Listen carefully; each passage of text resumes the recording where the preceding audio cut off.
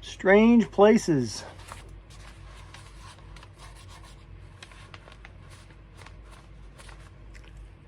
Esther. Esther chapter 2.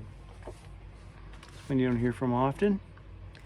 Who knows but that you have come to your royal position for such a time as this?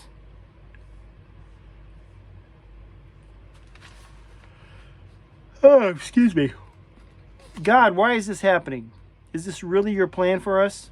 As a husband and a dad of young children, those questions and more swirled in my mind as I wrestled with a serious cancer diagnosis. What's more, our family had just served with a missions team that had seen many children receive Jesus as their Savior. God had been bringing forth evident fruit. There was so much joy, and now this. Esther likely poured out questions and prayers to God after she was plucked from a loving home and thrust into a strange new world. Her cousin Mordecai had raised her as his own daughter after she'd been orphaned.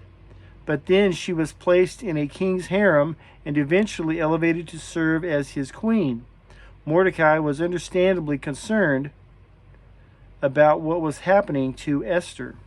But in time, the two realized that God had called her to be in a place of great power for such a time as this, a place that allowed for her to be saved from destruction.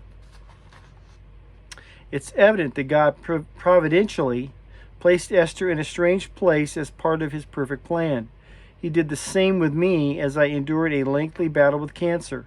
I was privileged to share my faith with many, many patients and caregivers. What strange place has he led you to? Trust him. He's good, and so are his plans.